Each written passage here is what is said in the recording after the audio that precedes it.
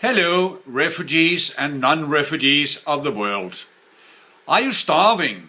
Does your government, family or anybody's family or relatives hate you? Aren't your prisons and hospitals exactly as good as Swedish hospitals and prisons? Do you or your relative of yours have a serious disease that you can't afford to treat, and doesn't your country have welfare like Sweden? Do you live in a Muslim country?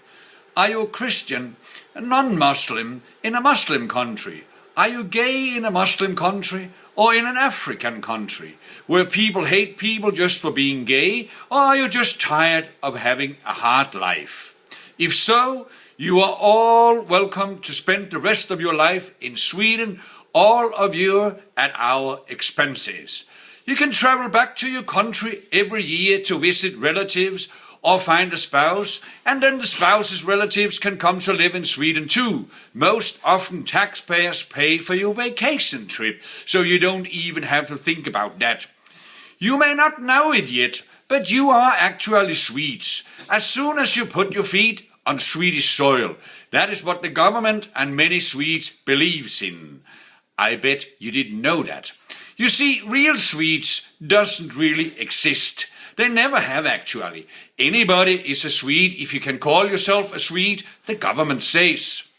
As a Swede, you have the right to all the benefits of the Swedish welfare state. You don't even have to contribute. The taxpayers happily pay for you with one of the highest personal taxes in the world.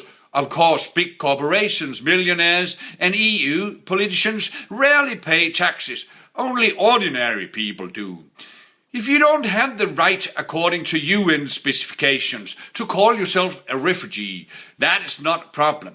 Just make up some story. The authorities never require any proof of your story anyway. Your word is good enough for them, and the taxpayers gladly pay the bill.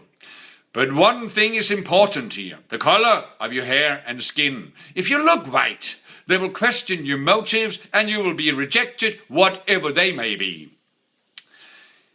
If the extremely unlikely thing would happen, you don't get the right to live in Sweden for the rest of your life, you don't have to worry anyway.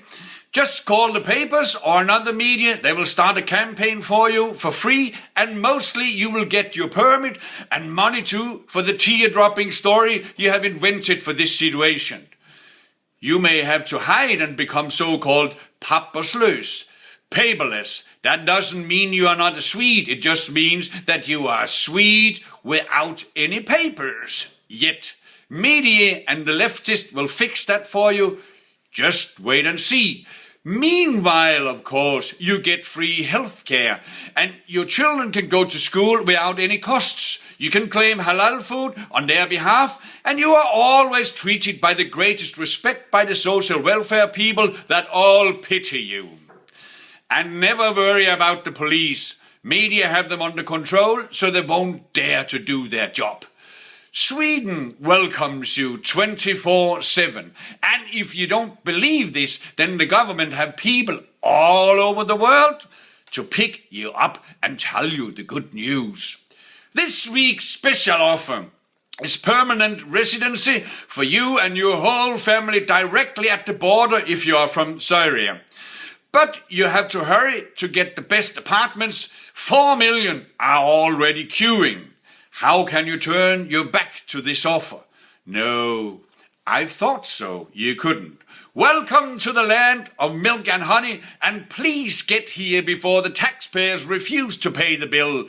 It could happen sooner than the government and the proselytes expected.